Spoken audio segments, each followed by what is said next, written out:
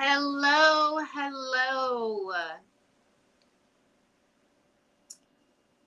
Okay, I'm going to jump right into it. So, welcome to another Write With Me Wednesdays.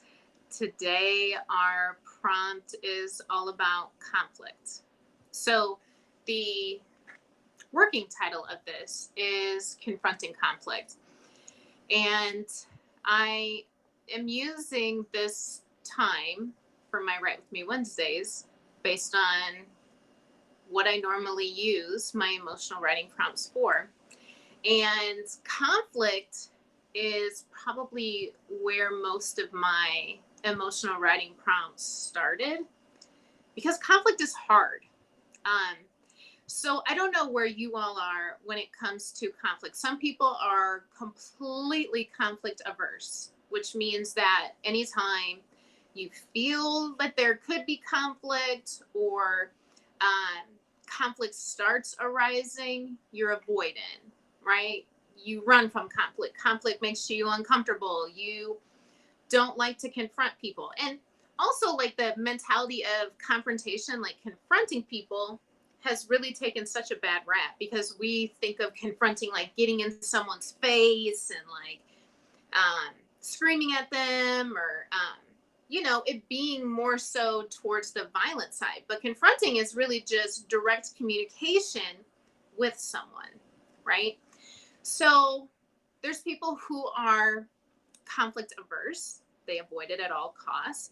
And then there's people who lean in heavy to conflict. They thrive in conflict. They start conflict because it fuels them, right? There's some sort of payoff. Maybe the adrenaline rush, maybe getting into arguments feeds some sort of their anger that they're not able to deal with. So it doesn't really matter where you're at on the spectrum when it comes to conflict, because using emotional writing to work through conflict really works for either type of personality. And then you might be the type that, I have always been labeled as somebody who, Amy just loves conflict. I remember hearing that a lot when I was younger. And I don't love conflict, right? Like I'm not looking for conflict. But what I have found is that conflict has probably been my greatest area of growth. When I am having conflict relationally with someone else, I find that I grow relationally. I learn more about myself and I also learn more about human interaction. When I'm having conflict with myself, right? When there's an inner conflict going on, I learn so much. But I think the key here is that a lot of times when we're in conflict, we get stuck. We get stuck in the surface level of the conflict. So what I mean by that is most of the time when we are having conflict, and I want to focus on external conflict for this writing prompt. There's always room for internal conflict writing prompts, but I really want to focus on external conflict. And it doesn't have to be right now in the moment. It can be ongoing conflict, right? You might have an existing difficult relationship with somebody in your life, not because you guys just had a fight or something just happened, but because over the years or over time, it's been really difficult for you and the other person to get on the same page. So a lot of times when we are conflicting with someone, we are so focused on these surface level details, right? So if you are in a romantic relationship, that's what I'm going to use because that's what I'm using my emotional writing prompts for today. And you all know that I try to remain pretty open about my life. And of course, the specific details of my life, I don't openly share because there are specific boundaries that I have when it comes to the amount of exposure I give about my life. But I've been very open with how difficult romantic relationships can be, right? But one thing that I have been learning is when I get into a conflict with the man that I love, and the man that I think is fantastic and who has all of these lovely, redeeming, beautiful qualities about him, right?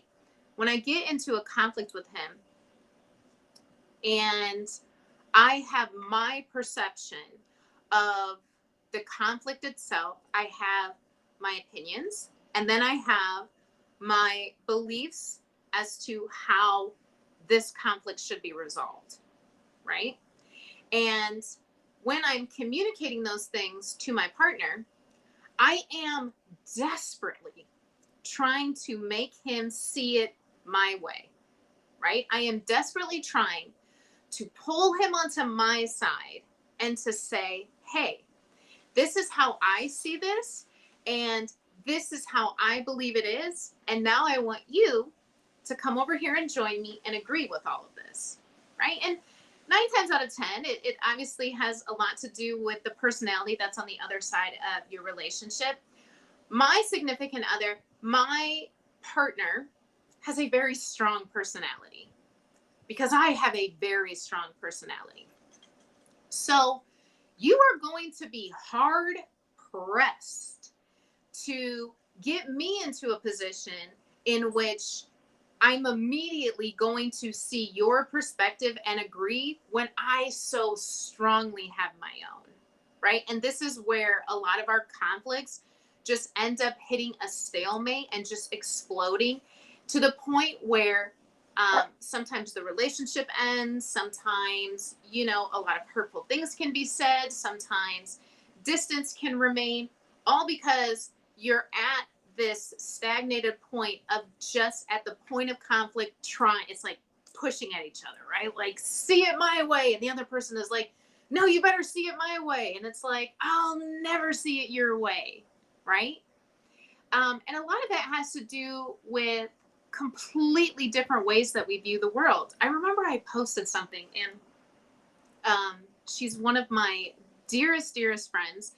I have so much respect for this woman, but I wrote a question on Facebook, I think it was last week, and it was this mentality: if men are from Mars and women are from Venus, right? Is that right? Men are from Mars, women are from Venus. And so if that's true and they come together, whose laws are they following, right? Because that entire book, I don't know if you've ever read the book, but the mentality is like men and women are literally from different worlds, right? So we're viewing the world completely different. And one of my friends, Denise, came under and commented, and she said something so powerful. She was like, I don't think it's that men and women are from different worlds. She was like, I think all of us are different worlds.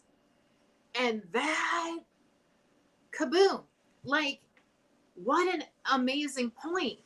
Like, I literally have a unique world view based on how I was raised, based on where I was raised, based on my DNA, genetic makeup, based on the media I was or was not exposed to, right? There's like a completely different world and perspective. And now I'm merging that world with someone else, completely different perspective, completely different experiences. So we're conflicting, and we're both so hard trying to make the other person see our way. And the majority of the time, someone either just concedes because they're tired of arguing, like, all right, you're right, I don't care, I'm just tired of arguing, right? Or you just agree to disagree, because that's essentially what you're doing. Whatever is at the surface level is based on your experiences, right? Based on your perception and the other person. So I'm proposing that confronting conflict is when you only use the surface level argument as an anchor to go deeper. Because the surface level argument is never the issue. It is what is underneath the argument that is the issue. And what is underneath the argument is where real change and real conversations can happen, because now it's just, I want you to agree with my worldview. I want you to say that I'm right. I want you to validate all of my opinions and all of my experiences and all of my perspectives. And I want you to validate all of that. That's surface level, right? But underneath that is more vulnerable. And the more vulnerable state is where instead of going to the other party and trying to make them agree with me, I'm going deeper and asking myself first, what is this conflict really about for me? Like, what is this? What is this situation and the emotions that it's brought up revealing about how I'm feeling in this relationship? Revealing about behaviors that either I'm partaking in or my partner is partaking in that's crossing a personal boundary? Because then that's where we take the conversation from trying to convince someone to see our way as right and sit across from someone and communicate our heart to them. And I'm not asking you to agree with my heart, right? I'm not asking you to agree with my feelings. I am presenting that, hey, something about this conflict has tapped into a deeper, more vulnerable message that I need to give and that I need to share. And that is where conflict becomes invaluable, right? Because like emotional writing, right? It is where we are honing into emotions and going underneath the emotions to find a deeper story, to find a deeper meaning, a deeper message. So the same thing with conflict, right? When you're conflicting, you are going directly to that moment, but you're looking at the emotions. And with those emotions, you're going a little bit deeper. Okay. So I don't know if this is showing up in the comment box, but that's okay because I'm going to guide you through it. So the first thing that I want you to do is I want you to think about either a specific recent conflict that you have had with an individual, right? And of course, I am choosing a recent conflict that I've had with my boyfriend. But I want you to choose a recent conflict. Or I want you to choose an ongoing conflict that's been bothering you. Or you have three options. I want you to choose a relationship that is conflict ridden. What is a relationship that you find yourself in persistent conflict with? Okay. Now, if you are specifically looking at situations, right, and not just a relationship as a whole, when I give you these short prompts, and I'm going to give you 1, 2, 3, 4, 5, and they're essentially sentence starters. So these 5 sentence starters are asking you to complete these sentences based solely on the conflict, right? So what is it about this recent conflict or this ongoing conflict or about this relationship? And you're going to finish these thoughts. Now, I took partial of this. There's something called a total truth letter that my coach had shared with me while we were doing sessions together. And I've implemented so many of the elements into what I'm doing because what it does is it hits on the 5 basic emotions that we have, right? Like anger, fear, even gratitude. What do we actually need? Right? So like it hits on the surface first. So thinking about that conflict, the first sentence starter, and I just want you to write the starters first. And if someone's here and it's not in the comment box, if you want to type it and put it in the comment box, I would be so appreciative. But if not, I'm going to repeat it a couple times. So the first thing that you're going to write is, I'm angry that. And once I give you all 4 of these, we're going to take 5 minutes and just free write. Right? So the first thing is, I'm angry that. So that's your first one. The second one is, I'm scared that. So I'm angry that. I'm scared that. The third one is, I'm sorry for. That one might be a hard one. I'm sorry for. The fourth one is, what I really want is. And the fifth one is, I appreciate you for. So I'm going to say those 5 all over again. And then we're going to set the timer for 5 minutes and we're going to write. My phone's right here, so I'll have to. Okay, one more time. I'm angry that. I'm scared that. I'm sorry for. What I really want is, I appreciate you for. Those 5 things. Okay, so remember the anchor that we are using to complete these 5 sentence starters and create an entire writing that goes underneath the conflict. We are using a current conflict with the relationship, an ongoing conflict, or you can do just a general relationship. I've done this with difficult relationships for about three people who are very close to me. Extremely helpful. All right. Okay, 5 minutes. Here we go.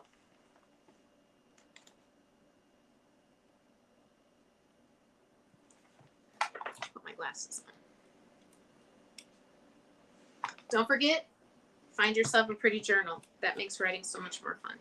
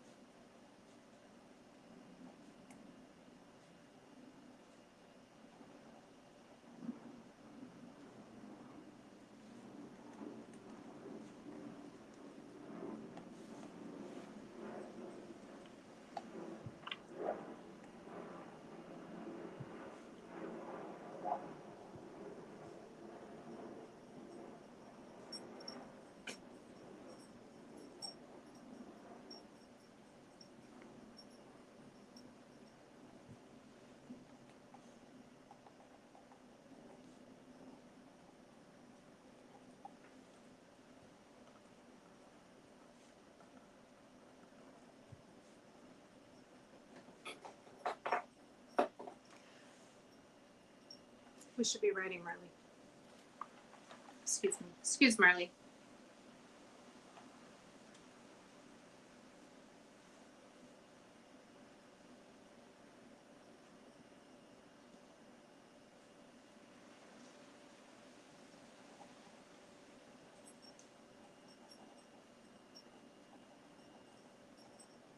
Hey, You're making too much noise. Are they coming to join?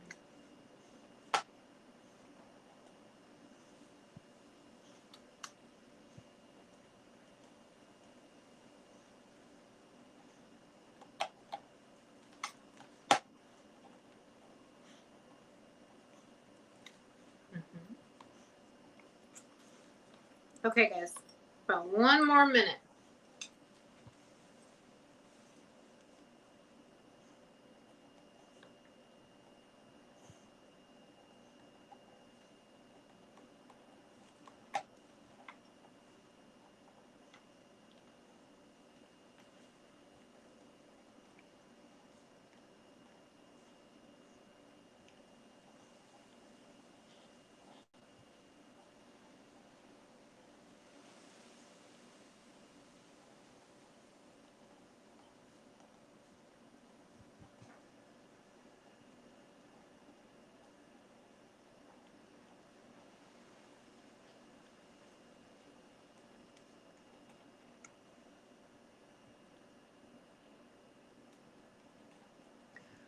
All right. Whew. If you are like me, the part of this writing that always seems to get me is when I get to the I'm sorry for. I'm sorry for, and what I really want is. Because, and really, once you get to the I'm sorry for, what I really want is, and I appreciate you for, that helps you to take yourself out of surface, out of the I'm right and you're wrong. And I just need you to see it this way. Your partner's probably never going to see it your way. When I'm in a conflict with my partner and he's talking through how he sees it, the majority of the time it's like, are you delusional?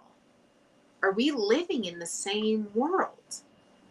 And 9 times out of 10, he thinks the same thing. And it's like the way he talks through a conflict or the way he talks through a situation, the way I do, I'm like, were we in the same room? So it's a conversation that has a lot of wasted energy on it. But when you start to get to the, okay, take away the scenario, what do I really need? And when I got to that place, it's what I wrote was, what I really want is leadership. I want you to lead, and I want to be the COO of what we are doing as a couple. I need your support, and I need a partnership, right? And that's not just the statement of here's all the ways that you need to be fixed, right? Because that's where we can get into. We can get into conflict and feel like the only way that this is going to be resolved is if the other person completely changes and does exactly what I want them to do, right? Once again, that's not what the conflict is about, right? Because the majority of the time there's the conflict is within. The conflict is with us first, and then it becomes an exterior. It comes in the exterior, and then we're projecting this inward conflict onto another person, right? Without first like processing it. So this is like the processing through the emotions that come with conflict. So, do y'all see how Marley always does this? Marley tries to hop on my lives, my interviews, and then she'll sit here and nod off like she's bored.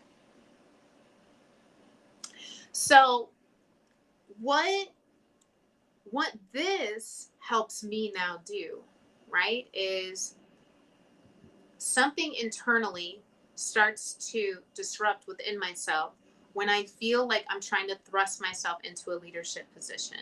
When I try to be the leader of the relationship, when I try to like take the helm, and when I try to like control things. And that's when I start feeling very much in a conflict mode, because When I'm in like a leadership control mode, that's when here's how I see life working out. Here's what I think you should do. Here's what I think I should do. And now let's all do it. And that's where a lot of the conflict comes in my life. So underneath that conflict and underneath that strain is I I don't want this position right now. I want team, right? But sometimes that desire doesn't get communicated like that. Sometimes that desire is covered by a whole lot of surface level emotions like irritation, frustration, anxiety, all of it. So instead of me saying, you know, I think that I'm trying to take the leadership role too much. And I think that I'm really trying to control the scenario and control you. And I don't want to do that. So instead of me doing that, I'm asking you to help me. I need you to take the lead. And I just co create with you, right? That's the real conversation that I need to have. But instead of me having that, when I'm in my emotions and when I'm in my irritation, it can kind of come off as, what are you doing? Why aren't you the one? I do everything and you do nothing. Right? Do you hear how like those two conversations can elicit different responses? So now that I have all of this written out, we're going to do one more thing. And I'm just going to have you start this because a lot of the writing prompt, even for the total truth letter, or I call it the undeliverable letter of truth.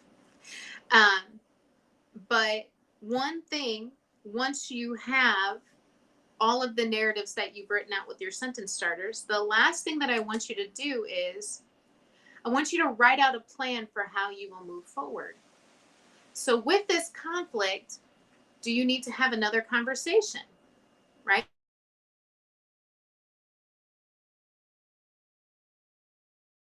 Oh, that's a problem with doing it on your phone. And if having another conversation is a part of the plan, write it out. What do you need to say, right? And in no way should you go back to the surface level argument, right? Like, don't use the writing plan as another ditch effort to convince your partner that you're right. Get that out of your head. What is the plan to move forward? What does that look like for you? So for 2 minutes, I want you to use this sentence starter. Okay. With this new information, I will. This is where we're combining our emotional with our logic, right? Our emotions have revealed this information, valuable information. And now let's take the strategic mind, and start thinking, how do I move forward to put rest to the internal conflict that I feel with myself, but also the conflict that I feel with my partner? So one more time, with this information, I will now, and then write out your plan. And then we're going to let's do 2 minutes. Oh, start writing.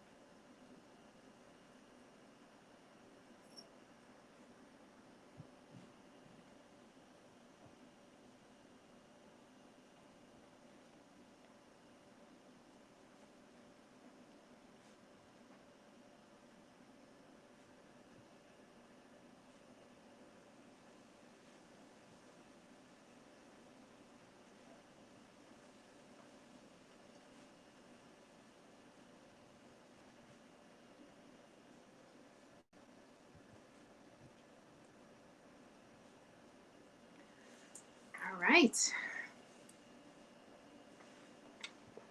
Well, I hope that you have a solid plan like I do.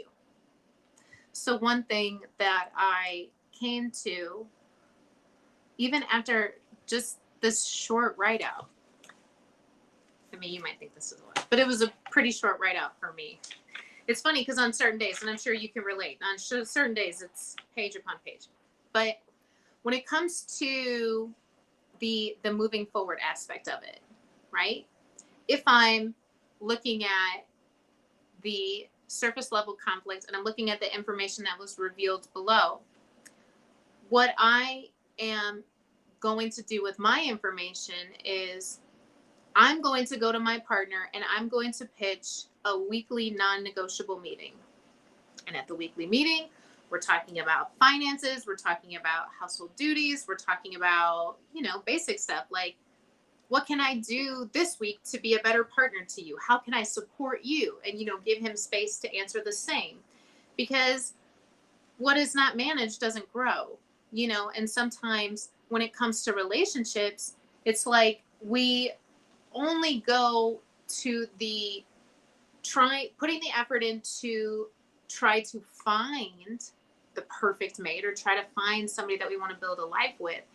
But after that, it's difficult to create like a routine or to create a process that helps to continue to cultivate and grow this relationship. So now, instead of me holding on to this conflict, holding on to anger or my rightness or my ego, it allows me to have something that I can take as a moving forward that takes that conflict, removes any of the surface details, because like I said, that doesn't matter. But now I get to go to my partner and I get to include him on the steps forward that involve both of us getting on the same page. And of course, like, even that is not a perfect science, because sometimes your move forward might not involve the other person, right? Because sometimes it's just, hey, I just need to let this go, or I really just need to communicate to my partner my boundaries, or I need to be more specific with my partner with what I really need. And it's not because my partner's doing a bad job. It's just maybe I need to get better with communicating what I really need. So sometimes it isn't like, let me involve you with this. Sometimes it's, hey, I just need to be more present with you, whatever that looks like for you. Thank you so much for joining me on another Write With Me Wednesdays. I hope that you all got a lot of value from this, because I know I did. And I'm walking away with a lighter countenance. I'm walking away feeling better. And I'm walking away reminding myself that, yeah, it is this easy. And that we overcomplicate our lives by believing that our feelings are periods in our lives instead of like ellipses or commas or whatever punctuation denotes more. Because there's a whole world underneath your emotions and a whole curriculum for your life to help you live and grow and be at peace. Because that's what we're all seeking: peace, fulfillment, love. And I hope that you feel all of those today. Have a wonderful day, and I will see you all later.